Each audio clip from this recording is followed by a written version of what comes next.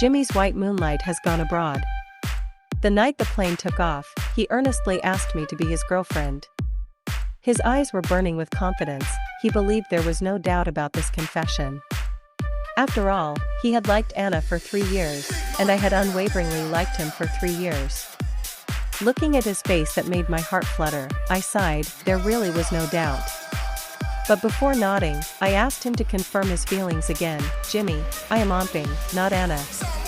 Are you sure you really want me, Amping, to be your girlfriend? He was puzzled by why I kept emphasizing that I was Amping. So, I took him to the anatomy museum.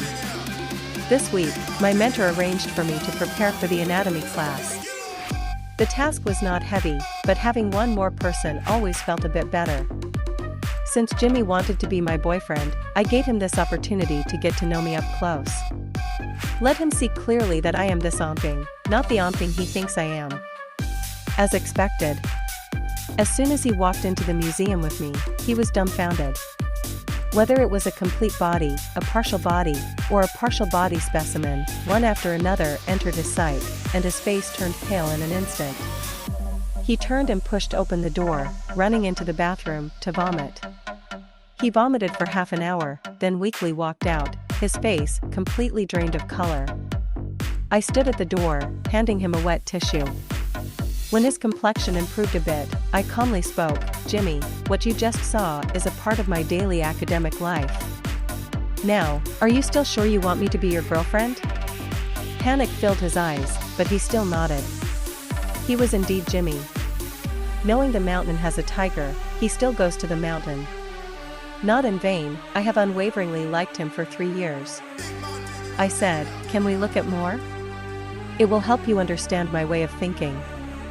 He immediately leaned against the wall, and after standing firm, nodded. During the time he was vomiting, several younger students ran to help, and had already set up all the materials. I took Jimmy to the laboratory. He was a little hesitant and didn't want to go in. I looked at him quietly, waiting for him to adapt. After a while, he pushed open the door. As soon as he entered the room, the smell of formalin hit him. He wrinkled his brow. Looking around.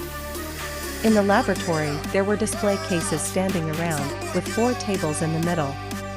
There were no direct human bodies in sight, and he breathed a sigh of relief. Each table was covered with cloth. I took him to the last table and lifted the cloth. This table displayed parts of the reproductive system.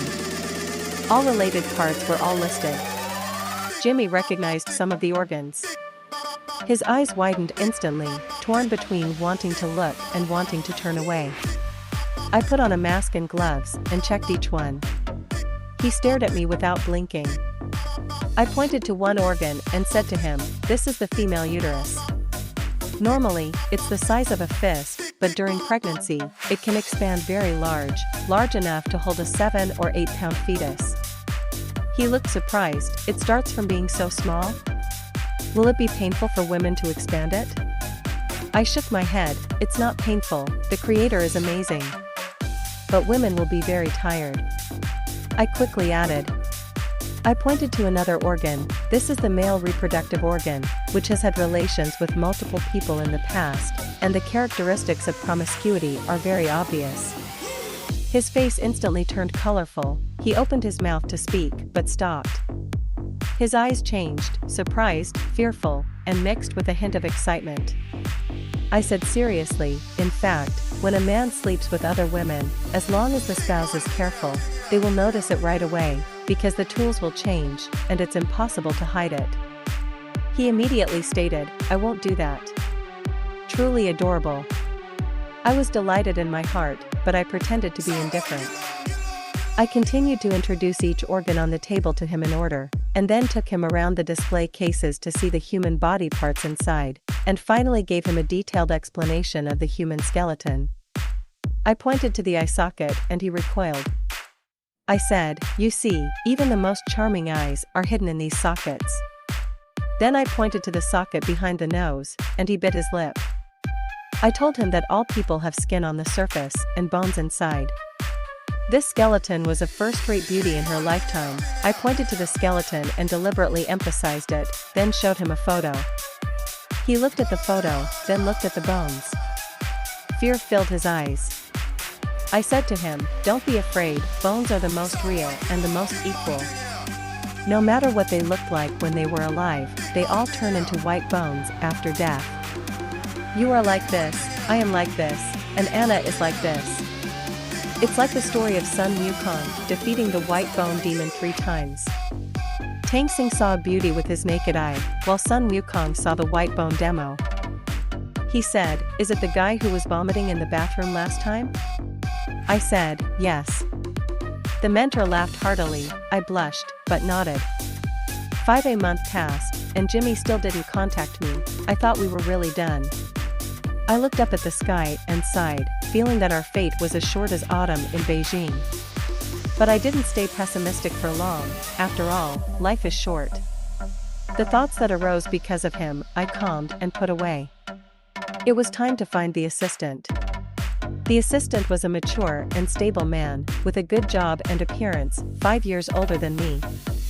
For me, he was a very good marriage partner. He bonded with his students soon after starting work. His students were all his informants. Nothing could happen at the school without him noticing. The assistant didn't help me this time. He tapped my head and said, "You need to have some confidence in yourself. After being with you, who else could he look up to?" I thought, that's true. A girl like me, the more you get to know me, the more you'll realize my value. Men can't live without it. If it wasn't that Jimmy had someone else in his heart, then there should be another possibility. Jimmy, he wouldn't really propose to me, would he? I thought about it, and if he did, should I accept it right away? Should I? I thought not to, but if Jimmy turned to someone else, I thought about the day he would marry someone else, wear wedding clothes, and drink together, anxiously waiting outside the delivery room, waiting for the child he had with someone else to come out. I almost tore my white coat. I'm just so pathetic. What's the point of being sentimental? I just want Jimmy. Without Jimmy, it's not okay. So, no matter when, no matter what way, as long as he really proposes, I'll really accept it, right away. I thought very beautifully. The result, however, came very suddenly. Jimmy did come, and after preparing myself mentally, he happily arranged to meet me at Yondegang the next day, saying he had something important to discuss with me. That was the most common place for a proposal. My heart was pounding, it had finally come. But the next day he didn't show up. I waited from morning until noon. I sent him many messages and called him many times. His phone was always turned off. Not being able to contact him, I started to worry. He promised not to disappear again. Jimmy was always true to his word. So, I called his friends, each of them was surprised, and none of them wanted to say much. I started to feel anxious, and I sought help from the assistant, and this time he helped me. In just over 10 minutes, one of his students found me and sent me a picture. A screenshot from his friend's circle. This student is Anna's fellow villager. Has Anna's WeChat. That picture was posted by Anna in her friend's circle. Text, lifetime commitment. Picture, her and Jimmy holding hands. I looked at the larger one, trembling. I recognized it at a glance, it was Jimmy's hand. A hand I've touched countless times. The skin texture, the direction of the veins, I know them all too well. My heart dropped. He, after all, still belongs to her. But I don't want to curse him as a dog. Worried about him, too anxious, my mental strength is exhausted. At this moment, I can't ask for too much. He, being safe, is good enough. However, a hint of doubt arose.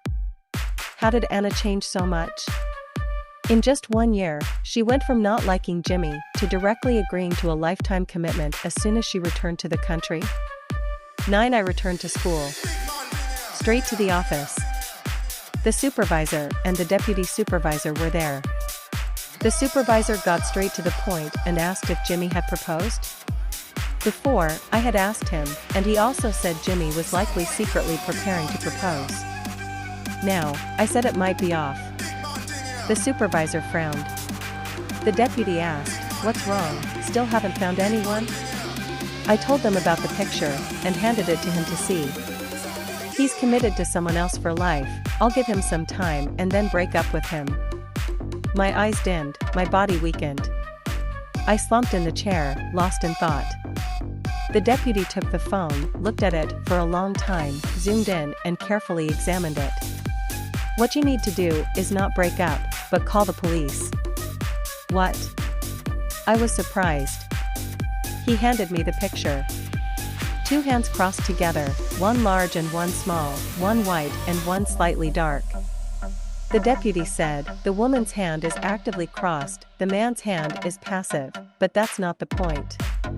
The point is the man's hand, it's a state that can only occur unconsciously." "Omping, you've been careless, you should have been able to see it." The supervisor came over and looked carefully, nodding. My heart suddenly raced, I took it and looked carefully. Sure enough, it was as the deputy said. In different states of consciousness, a person's hands are different, and the overall condition of this hand shows that the owner is in an unconscious state. "What's wrong with Jimmy?"